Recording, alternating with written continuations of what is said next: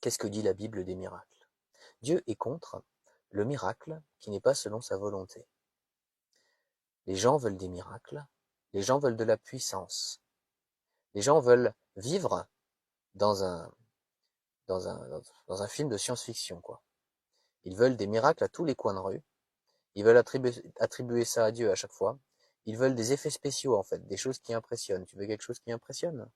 Tu veux voir des miracles, tu veux voir des gens guéris, des, des, des boiteux marcher, des paralysés marcher, des handicapés en dehors de leur fauteuil, des aveugles voir, des sourds entendre, des miracles. Non mais, les gens veulent des miracles. Pourquoi? Parce que ça fait plaisir. Qui n'aurait pas envie de voir un handicapé marcher, ou le Seigneur guérir quelqu'un? Le Seigneur peut faire cela. Le Seigneur a le pouvoir de faire cela. Mais je vais vous dire entre guillemets, quel est le vrai miracle? Le miracle qui est le plus impressionnant, qui est le plus consistant, c'est la guérison de l'âme de quelqu'un. C'est quand quelqu'un ressuscite spirituellement. Ça, c'est un miracle. C'est un miracle qui est promis à toute personne qui décide de croire en Jésus-Christ par la grâce de Dieu et qui, par la grâce de Dieu, se repent de ses péchés, demande pardon à Dieu. Pour ces personnes-là, qui feront ça dans leur vie, c'est garanti. Le miracle de la conversion est garanti. Le miracle de la transformation complète de ton être est garanti. C'est-à-dire que tu seras une nouvelle créature. C'est garanti par Dieu. La Bible dit, car Dieu a tant aimé le monde qu'il a donné son Fils unique, afin que quiconque croit en lui ne périsse pas, mais qu'il ait la vie éternelle. Je vais être très clair. Si quelqu'un est aveugle, et que Dieu le guérit, et qu'il retrouve la vue, mais que cette personne ne vient jamais à Jésus-Christ, sa guérison ne le sauvera pas, et cette guérison-là, ce miracle-là, n'aura pas dérangé le diable. Le miracle physique ne dérange pas Satan. Que quelqu'un guérisse physiquement, gloire à Dieu si Dieu le fait, mais ça ne dérange pas le diable, ce n'est pas l'évangile ça. Ce qui gêne le diable, c'est l'évangile, c'est le sang de Jésus-Christ. Ce qui gêne le diable, c'est quand quelqu'un parle de Jésus-Christ comme Seigneur et Sauveur. Le miracle n'est pas l'objectif biblique. Le fait de rechercher frénétiquement et à tout prix des guérisons, des choses spectaculaires, des choses qui dépassent l'entendement humain, des choses qui nous impressionnent, le fait d'en faire un objectif de vie, ça réjouit le diable. Parce que quand on fait ça, on ne se concentre pas sur Jésus-Christ, on se concentre sur ce qu'il y a autour de Jésus-Christ. Des miracles, des choses exceptionnelles, Dieu peut les faire. Ok? À un moment donné, il faut choisir si tu veux que, que ton Dieu, ce soit le miracle, ce soit l'extraordinaire, ou est-ce que tu veux que ton Dieu, que ton maître, ce soit Jésus-Christ? Et quand je dis que ton Dieu, que ton maître, c'est ton Seigneur et ton Sauveur. Il peut y avoir des choses extraordinaires et gloire à Dieu si ça se passe. Il peut y avoir des prophéties, des paroles de connaissance, des guérisons, même des résurrections. Oui, oui, Dieu est tout-puissant. Mais nous ne devons pas rechercher cela. Nous devons rechercher Dieu. Jésus-Christ. Il est Dieu. Nous ne devons pas rechercher le sensationnel et la puissance pour la puissance. Nous devons rechercher Dieu.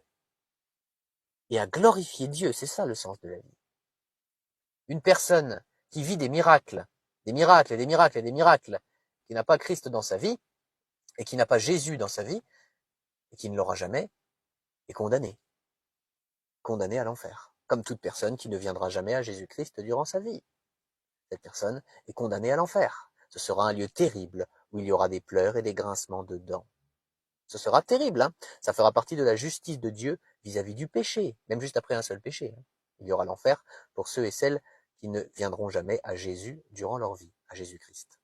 Et le péché, c'est le vol, le mensonge, l'idolâtrie, la recherche idolâtre des miracles. Ça, c'est un péché. La recherche idolâtre du sensationnel. Ça, c'est un péché. L'idolâtrie est un péché. Il y a aussi le vol, le mensonge, l'occultisme, bref, il y a tout un tas de choses. C'est vaste le péché. Le reiki, la manipulation d'énergie, le mensonge, la haine, la non-maîtrise de soi, la cruauté, la violence. Tout cela, ce sont des péchés qui déplaisent à Dieu. Et c'est à cause de tout cela qu'il y aura l'enfer éternel, un lieu horrible de souffrance sans fin, sans répit, sans repos. On ne plaisante pas avec ça. Ce sera terrible. Les gens qui seront là-bas n'en sortiront jamais. Ce sera sans fin.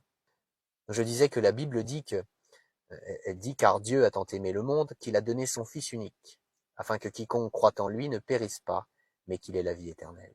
Par la grâce de Dieu et selon sa volonté, hein, le chemin vers Dieu est ouvert. Et ce chemin, c'est Jésus-Christ. Jésus-Christ a tout payé pour ceux et celles qui croiraient en Jésus durant leur vie et qui se repentiraient de leurs péchés durant leur vie. Jésus-Christ a tout payé, tout est réglé.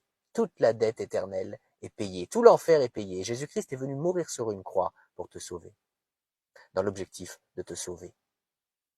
Il est venu sur terre, il s'est incarné, hein. Dieu s'est incarné. Il est devenu un être humain, tout en restant 100% Dieu. Hein. Il était 100% homme et 100% Dieu, hein, Jésus. Et il est venu mourir sur une croix parce qu'il t'aime. Et qu'il veut te détourner de l'idolâtrie du diable, du péché, et te centrer sur Dieu, que tu vives pour la gloire de Dieu. Dieu veut que tu vives pour la gloire de Dieu dès maintenant, chaque jour qui passe, et pour l'éternité au paradis, là où il n'y aura plus jamais aucune souffrance, la vie éternelle pour la gloire de Dieu. Et si tu veux faire ça, si tu veux venir à Jésus-Christ, si tu es prêt, par la grâce de Dieu, à reconnaître tes péchés, et je te parle pas d'aller te confesser à un prêtre, hein, un prêtre humain dans une église catholique. Hein. Non, je te demande pas ça. Si tu es prêt à demander pardon directement à Dieu, si tu es prêt à croire, si tu veux de Jésus dans ta vie, de Dieu dans ta vie, Jésus-Christ est Dieu, il est l'éternel. Si tu veux changer d'objectif de vie et enfin marcher main dans la main, c'est une expression, hein, avec ton Dieu. Si tu veux cela, alors je t'invite à écrire ton prénom en commentaire à cette vidéo. Et voici les deux choses que tu dois faire. La foi et la repentance. Premièrement, la foi. Il faut que tu crois que Jésus-Christ est Dieu et EST. Il faut que tu crois aussi que Jésus-Christ est le seul Fils de Dieu. Il est les deux, à la fois Dieu et le seul Fils de Dieu. Et il faut que tu le crois. Il faut que tu crois que Jésus-Christ est venu sur terre en tant que 100% homme et 100% Dieu pour payer pour tous tes péchés. Il faut que tu crois que Jésus-Christ a souffert pour tous tes péchés.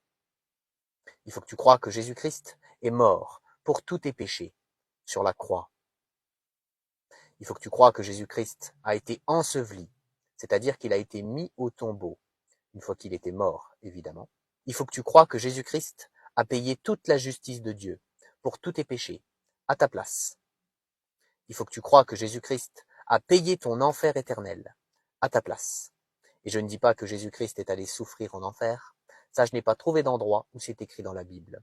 Mais ce que je te dis, c'est qu'il faut que tu crois que Jésus-Christ a payé ton enfer éternel à ta place. C'est-à-dire qu'il a réussi à payer ta punition illimitée, en un temps limité. Voilà ce qu'il faut que tu crois. Et il faut que tu crois que Dieu a ressuscité Jésus-Christ au 3e jour. Et que Jésus-Christ est vivant pour toujours. Que Jésus-Christ est victorieux sur la mort, sur le monde, sur le diable, sur le péché. Que c'est bien Dieu qui a ressuscité Jésus-Christ au 3e jour. Et que Jésus-Christ est vivant pour toujours. Voilà pour la foi.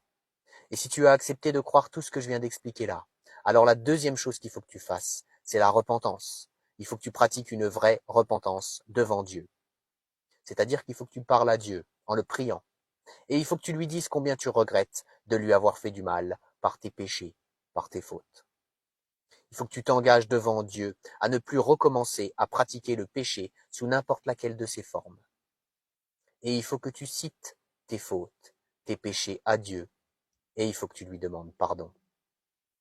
Alors vas-y, arrête cette vidéo maintenant et pratique cette repentance.